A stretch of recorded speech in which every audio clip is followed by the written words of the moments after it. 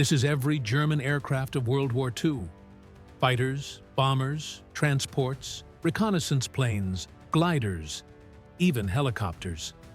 More than 80 machines built for speed, terror, survival, and sometimes sheer desperation.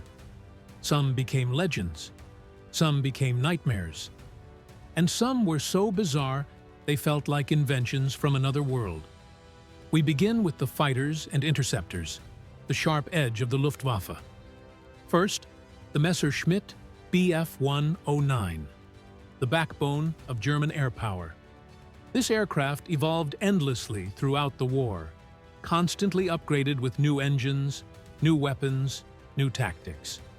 From Poland in 1939 to the skies over Berlin in 1945, the Bf-109 was everywhere. It was the Luftwaffe's symbol of dominance and its constant struggle to stay ahead. Then came the Focke-Wulf FW-190. Allied pilots gave it a terrifying nickname, the Butcher Bird. Heavy, brutal, and shockingly powerful. It was one of the finest radial engine fighters ever built, offering Germany an alternative. To the liquid-cooled Messerschmitt designs, it hit hard, survived damage, and became one of the most feared fighters of the conflict. And at the very end of the war, the Focke-Wulf Ta-152, Kurt Tank's sleek masterpiece, built for one purpose: high-altitude interception. Fast, razor-shaped, deadly, but arriving too late. Only a handful ever reached combat units before Germany collapsed. Now, the Messerschmitt Bf-110, the infamous Zerstörer, destroyer. A twin-engine heavy fighter meant to dominate the skies. Early in the war, it looked unstoppable. But over Britain, it suffered badly. Too heavy, too vulnerable. Yet it found a second life in darkness, evolving into a deadly night fighter. The Me-210 was supposed to replace it, but became one of Germany's most troubled designs. Aerodynamic instability made it almost unsafe. Production was halted. The airframe was rebuilt from the ground up into the Me-410, the Hornice, the Hornet. A twin-engine heavy fighter that finally solved the flaws, serving effectively in reconnaissance and interception roles. Older machines still lingered too. The Heinkel He-51, a biplane fighter from another era, saw action in Spain. By World War II, it was obsolete, reduced mostly to training duties. But then, aviation changed forever. The Messerschmitt Me-262, the Schwalbe, the Swallow. The world's first operational turbojet fighter. Its speed was almost unreal. Allied piston-engine aircraft could barely catch it. It wasn't just an aircraft. It was the future arriving early. Desperation produced more jets. The Heinkel He-162, born from the Volksjäger program, a people's fighter, meant to be built quickly from cheap materials, often flown by inexperienced teenagers, a symbol of how desperate Germany had become. And the Messerschmitt Me-163 Comet, the only rocket-powered fighter to ever see combat. Its climb rate was unbelievable, but the fuel was volatile, deadly. Handling it was often more dangerous than enemy fire. Then there was the Backenbach 349 Natter, a near-suicidal concept, a vertical takeoff rocket interceptor designed to launch straight up into bomber formations, a last-ditch weapon for a crumbling nation. Night brought its own hunters. The Heinkel He-219 Uhu, the Owl, one of the most effective dedicated night fighters of the war. Advanced radar, heavy armament, even ejector seats. A predator designed for darkness. And the Dornier Do-335 File, the Arrow, one of the strangest fighters ever built. A push-pull engine configuration. One propeller in front, one behind. it became the fastest piston-engine aircraft Germany ever produced. Now we move to bombers and attack aircraft. Machines built not for duels in the sky, but for destruction below. The Junkers Ju-87 Stuka, the dive bomber of terror. Its Jericho trumpet siren screamed as it fell from the heavens, spreading fear during blitzkrieg. But without air superiority, it was painfully vulnerable. Then the Junkers Ju-88, Germany's most versatile bomber. Fast, adaptable, constantly modified for bombing, torpedo strikes, reconnaissance, even night fighting. A true workhorse of the Luftwaffe. The Ju-188 followed, an intermediate development with improved engines and a redesigned glass nose.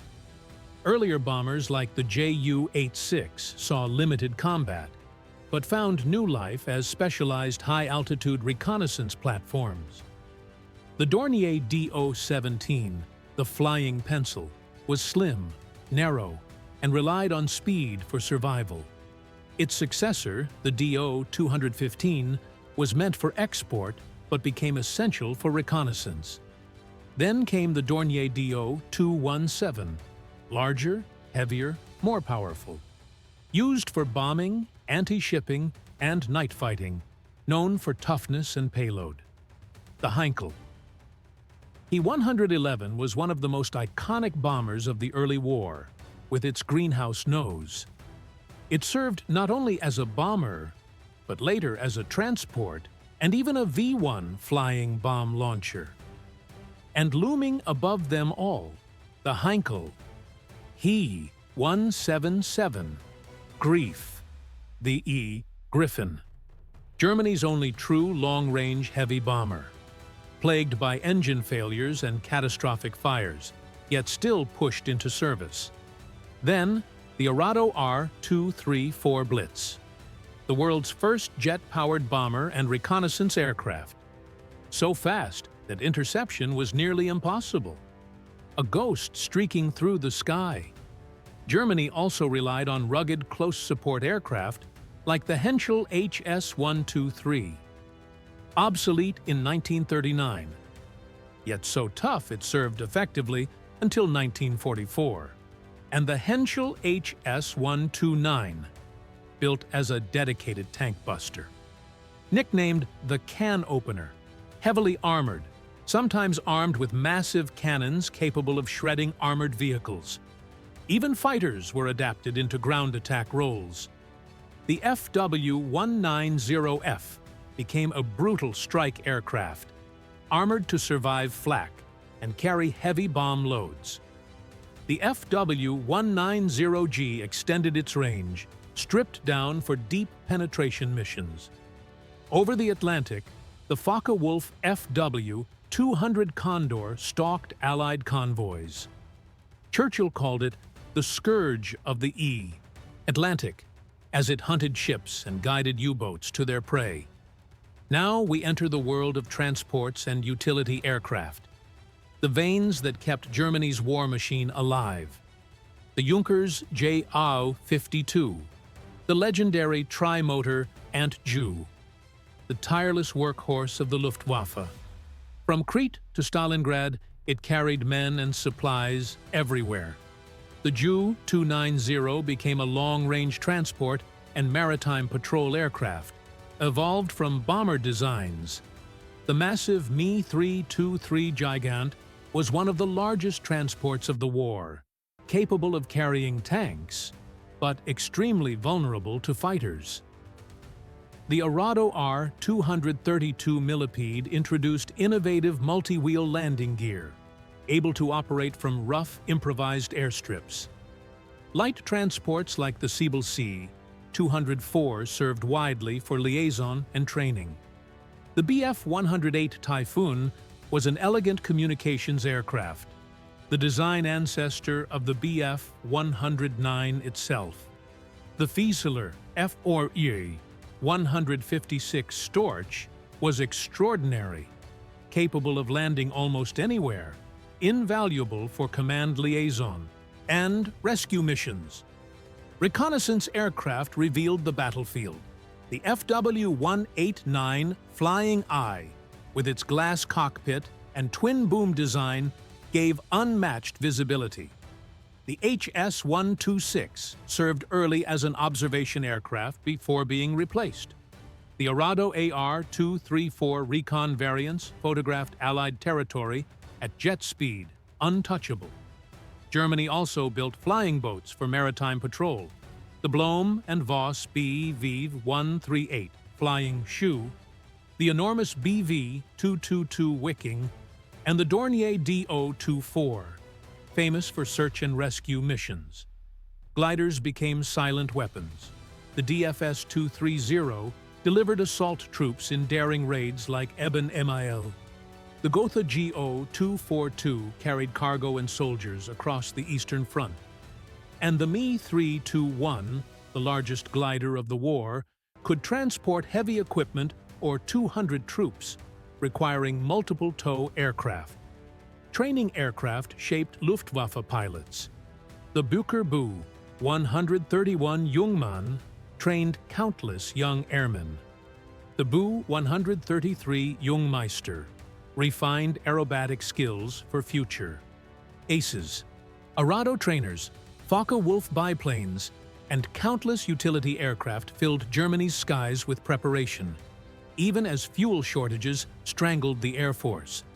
Finally, the strangest category of all, helicopters and autogyros. The Fokker Achilles FA-223 Drac, one of the first transport helicopters in history, capable of impressive lifting power. The Flettner FL-282 Colibri, a reconnaissance helicopter deployed on warships for spotting. And the bizarre FA-330 Rotor Kite, a collapsible observation craft launched from surfaced U-boats, giving them eyes over the horizon. From sleek fighters to monstrous bombers, from silent gliders to experimental rockets, Germany's World War II aircraft were a mixture of brilliance, terror, and desperation. Some became icons of aviation history. Others became forgotten prototypes, shadows of what might have been. But together, they formed one of the most haunting arsenals ever to fill the skies. Because in World War II, the war wasn't only fought on land and sea. It was fought above the clouds,